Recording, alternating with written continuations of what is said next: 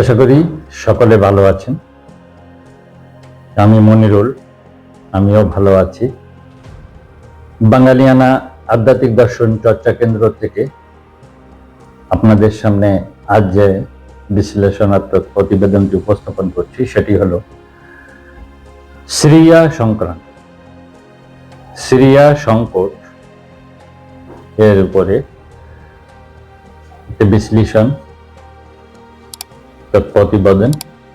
এর শিরোনাম হলো যে হাতকে কাল বিশ্ব সন্ত্রাসের রক্তে রঞ্জিত বলেছিল, আজ সেই হাতের সাথেই টেবিলে বসে ক্ষমতা, তেল, ভূরাজনীতির নতুন চুক্তি।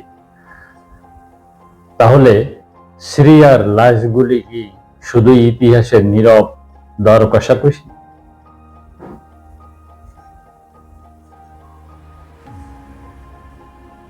বিবেক কি বদলায় নাকি কেবল স্বার্থ? সিরিয়া আজ শুধু একটি রাষ্ট্র নয়, এটি এক জীবন্ত প্রশ্ন চিহ্ন। প্রশ্নটি মানবতার, নৈতিকতার, আন্তর্জাতিক রাজনীতির মুখোশে। যে শক্তিগুলো গত এক দশকের বেশি সময় ধরে সিরিয়ার শাসক ও বিদ্রোহী উভয় পক্ষকে সন্ত্রাস, যুদ্ধাপরাধ ও মানবাধিকার বিরোধী অপরাধ এর দায়ে অভিযুক্ত করেছিল, তারাই আজ নতুন বাস্তবতার নামে একই শক্তির সঙ্গে কূটনৈতিক টেবিলে বসছে।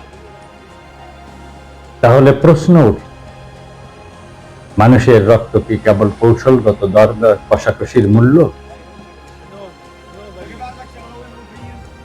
সিরিয়ার অতীত চিত্র একটি রাষ্ট্রের ভাঙনের শুরু। 2011 সালে আরব বসন্তের ঢেউ সিরিয়ায় পৌঁছানোর পর যে শান্তিপূর্ণ প্রতিবাদ শুরু হয়েছিল তা দ্রুত দমন পীড়ন, সশস্ত্র সংঘর্ষ এবং সর্বশেষ এক বহুমুখী গৃহযুদ্ধে রূপ নেয়। রাষ্ট্র বনাম জনগণ, এই দ্বন্দ্ব অল্প সময়েই রূপ নেয় রাষ্ট্র বনাম রাষ্ট্রে, কারণ সিরিয়া হয়ে ওঠে এক প্রক্সি যুদ্ধের ময়দান। পশ্চিমা শক্তি গণতন্ত্র ও মানবাধিকারের কথা বলেছে, রাশিয়া ও ইরানও বলেছে রাষ্ট্রীয় সার্বভৌমত্বের কথা। আঞ্চলিক শক্তিগুলো দেখছে নিজের নিরাপত্তা ও প্রভাব। এই টানাপোড়েনে সিরিয়ার সাধারণ মানুষ হারিয়েছে রাষ্ট্রের সুরক্ষা, জীবনের নিশ্চয়তা, ভবিষ্যতের স্বপ্ন। তো তাতে সিরিয়ার ক্ষয়ক্ষতি ও ধ্বংস কম বেশি কতটা হয়েছে? সংখ্যার আড়ালে চাপা পড়া মানুষ। সিরিয়া যুদ্ধে কোনো পার্শ্বক্ষতি নয়, এটি পরিকল্পিত ধ্বংসের ধারাবাহিকতা। নিহত কয়েক লক্ষ মানুষ, বেসামরিকদের বড় অংশ নারী ও শিশু। বাস্তুচ্যুত অর্ধেকের বেশি জনগোষ্ঠী, দেশের ভেতরে ও বাইরে। শহর ধ্বংস, আলেপ্পা, হামা, হোমস, রাক্কা, ইতিহাসের শহরগুলো ধ্বংসস্তূপ। অর্থনীতি, রাষ্ট্রীয় কাঠামো ভেঙে পড়া, দারিদ্র্য ও খাদ্য সংকট। মানবিক ক্ষত, এক প্রজন্মের শিশু শিক্ষা, স্বাস্থ্য ও মানসিক নিরাপত্তা হারিয়েছে। এই ক্ষতির কোনো পূর্ণাঙ্গ হিসাব নেই, কারণ লাশের সংখ্যায় বেঁচে থাকা মানুষের ক্ষত আরো বেশি। বর্তমান চিত্র স্থিতিশীলতার নামে স্বীকৃতির রাজনীতি। আর সিরিয়ায় যে শাসন ব্যবস্থা কার্যকর তা আদর্শিকভাবে নয়, বাস্তবতার জোরে টিকে আছে। বহু দেশ এখন বলছে যুদ্ধ থামানোই অগ্রাধিকার, স্থিতিশীলতা দরকার, বাস্তববাদী হতে হবে। এই ভাষার আড়ালে আসলে একটি পুরনো সত্য যে ক্ষমতায় আছে তাকে মানতে হয়। পশ্চিমা বিশ্ব ধীরে ধীরে নিষেধাজ্ঞা শিথিলের পথ খুঁজছে, আঞ্চলিক শক্তিগুলো পুনঃসংযোগ করছে, আন্তর্জাতিক মঞ্চে সিরিয়া আবার দৃশ্যমান হচ্ছে। কিন্তু প্রশ্ন হল, এই স্বীকৃতি কি ন্যায় বিচারের পর, না ন্যায় বিচারকে পাশ কাটিয়ে? বিশ্বমহলদের গুটিবাজি, নীতির বদলে কৌশল। আন্তর্জাতিক রাজনীতির নীতি স্থায়ী নয়, স্বার্থ স্থায়ী। সিরিয়া তার প্রকৃষ্ট উদাহরণ। মানবাধিকার প্রয়োজন হলে অস্ত্র, প্রয়োজন না হলে নীরবতা। তাহলে হায় রে মানবতা।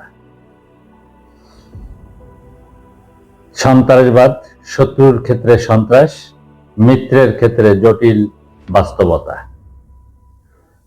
তেল ও ভূ রাজনীতি স্থিতিশীল নিয়ন্ত্রণী মুখ্য কার হাতে, কিভাবে? তার দ্বিতীয় প্রশ্ন। বিশ্ব মোড়লরা সিরিয়াকে দেখেছে একটি চেক বোর্ড হিসেবে, যেখানে গুটি বদলায় কিন্তু বোর্ড ভাঙে না, ভাঙে মানুষের জীবন। নৈতিক প্রশ্ন।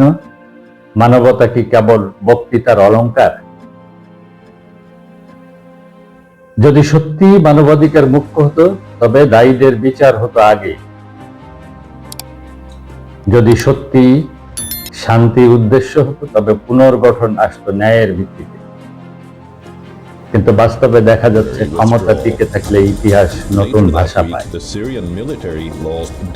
আজ যে হাতকে রাষ্ট্রীয় অংশীদার বলা হচ্ছে, গতকাল সেটিকেই বলা হয়েছিল অগ্রহণযোগ্য। এই রূপান্তর কি নৈতিক বিবর্তন, না কেবল স্বার্থের পুনর্লিখন?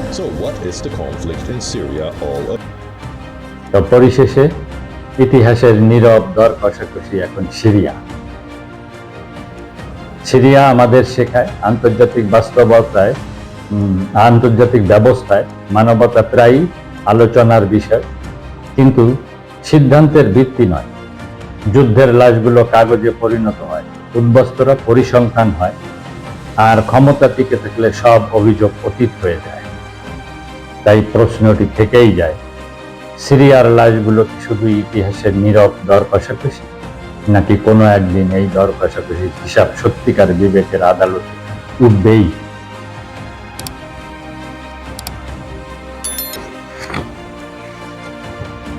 তো এই ছিল সিরিয়ার দীর্ঘ প্রক্সি যুদ্ধের ময়দানের সর্বশেষ মঞ্চায়ন। তাই এই থেকে আমাদের নিজেদের অনেক কিছু ভাববার আছে, নিজেদের অনেক কিছু চিন্তা করার আছে, নিজেদের অনেক কিছু সিদ্ধান্ত নেওয়ার আছে। তাই কথাগুলো সবাই একটু হিসাব মিলাবেন, কি করণীয় সেটা সিদ্ধান্ত নেবেন। ভালো থাকবেন। মালিক ভরসা। জয় জয় মা।